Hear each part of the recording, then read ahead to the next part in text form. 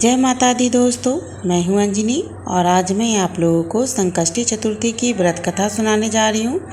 संकष्टी चतुर्थी के दिन भगवान गणेश की पूजा की जाती है। संकष्टी गणेश चतुर्थी व्रत करने से घर परिवार में आ रही विपदा दूर होती है। कई दिनों से रुके मांगलिक कार्य संपन्न हो जाते हैं तथा भगवान श्री गणेश की असीम कृपा भक्तों के ऊपर बनी रहती है। माह के किसी भी चतुर्थी के दिन भगवान श्री गणेश की पूजा के दौरान अगर आप संकष्टी चतुर्थी की व्रत कथा को पढ़ते या फिर सुनते हैं तो भगवान गणपति की कृपा आपके ऊपर हमेशा बनी रहेगी। तो चलिए प्रारंभ करते हैं आज की कथा। एक समय की बात है, विष्णु भगवान का विवाह लक्ष्मी जी के साथ होना निश्चित हो गया। विवाह की तैयारियां होने लगी।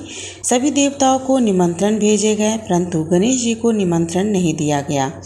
अब भगवान विष्णु की बारात जाने का समय आ गया। सभी देवता अपनी पत्नियों के साथ विवाह समारोह में आए। उन सब ने देखा कि गणेश जी कहीं दिखाई नहीं दे रहे हैं। तब वे आपस में चर्चा करने लगी कि क्या गणेश जी को न्योता नहीं भेजा गया या स्वयं ही गणेश जी नहीं आए हैं। सभी को इस बात पर आश्चर्य होने लगा। तभी सबने विचार किया कि इसका कारण भगवान विष्णु से पूछा जाए। विष्णु भगवान से पूछने पर उन्होंने कहा कि उन्होंने गणेश भगवान के पिता यानी कि भोलेनाथ जी को न्योता भेजा है।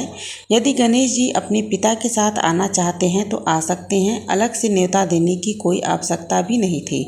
दूसरी बात यह है कि उन्होंने 1.25 मन मूंग, 1.25 मन चावल, 1.25 मन घी और 1.25 मन लड्डू का भोजन दिन भर में चाहिए। यदि गणेश जी नहीं आएंगे तो कोई बात नहीं, दूसरे के घर जाकर इतना सारा खाना पीना भी अच्छा नहीं होता है।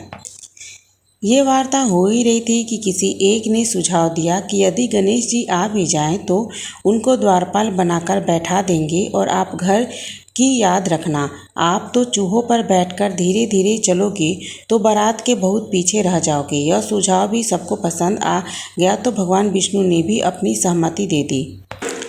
इतने में गणेश जी वहां आ पहुंचे और उन्हें समझा बुझाकर घर की रखवाली करने के लिए बैठा दिया गया। बारात चल दी। तब नारद जी ने देखा कि गणेश जी तो दरवाजे पर ही बैठे हुए हैं, तो वे गणेश जी के पास गए और उठने का कारण पूछा। गणेश जी कहने लगे कि विष्णु भगवान ने मेरा बहुत अपमान किया है। नारद जी ने कहा कि आप अपनी मूषक सेना को आगे भेज दें तो वह रास्ता खोद देगी, जिससे कि उनके वाहन दस्ती में धंस जाएंगे। तब आपको सम्मानपूर्वक बुलाना पड़ेगा। तो गणेश जी ने अपनी मूषक सेना जल्दी से आगे भेज दी और सेना ने जमीन खोद दी। जब बारात वहां से निकली तो रथों के पहिए धरती में धंस गए। लाख कोशिश करने के बावजूद भी पहिए नहीं निकले। सभी ने अपने अपने उपाय किए, परंतु पहिए तो थे जो निकल ही नहीं रहे थे, बल्कि जगह जगह से टूट गए। किसी की समझ में नहीं आ रहा था कि अब क्या किया जाए। तब तो नारद जी ने कहा कि आप लोगों ने गणेश जी का अपमान करके अच्छा नहीं किया। यदि उन्हें मनाकर लाया जाए तो यह कार्य सिद्ध हो सकता है और यह संकट टल सकता है। शंकर भगवान ने अपने दूत नंदी को भेजा और वे गणेश जी को लेकर आए। गणेश जी का आदर सम्मान के साथ पूजन किया गया। तब कहीं रथ के पहिए निकले। अब रथ के पहिए निकल तो गए, परंतु वे टूट फूट गए थे, तो उन्हें सुधारा कैसे जाए। पास के खेत में ही खाती काम कर रहा था। उसे बुलाया गया। खाती अपना कार्य करने से पहले श्री गणेशाय नमः कहकर गणेश जी की वंदना मन ही मन करने लगा। देखते ही देखते खाती ने सभी पहियों को ठीक कर दिया। तब खाती कहने लगा कि हे देवताओं, आपने सर्वप्रथम गणेश जी को नहीं मनाया होगा और न ही उनकी पूजन की होगी, इसलिए तो आपके साथ यह संकट आया है। हम तो मूर्ख अज्ञानी हैं, फिर भी हमें गणेश जी को पूजते हैं, उनका ध्यान करते हैं। आप लोग तो देवतागण हैं, फिर भी आप गणेश जी को कैसे भूल गए। अब आप लोग भगवान श्री गणेश जी की जय बोलकर जाएं तो आपके सारे काम बन जाएंगे और कोई भी संकट नहीं आएगा। ऐसा कहते हुए बारात वहाँ से चल दी और विष्णु भगवान का लक्ष्मी जी के साथ विवाह संपन्न हो गया और सभी सकुशल घर लौट आए। हे गणेश जी भगवान, आपने विष्णु जी की जैसी कारज सारियो वैसे ही कारज आप सभी के सिद्ध करियो। बोलो गजानन भगवान की जय। तो दोस्तों, यह थी संकष्टी चतुर्थी की व्रत कथा।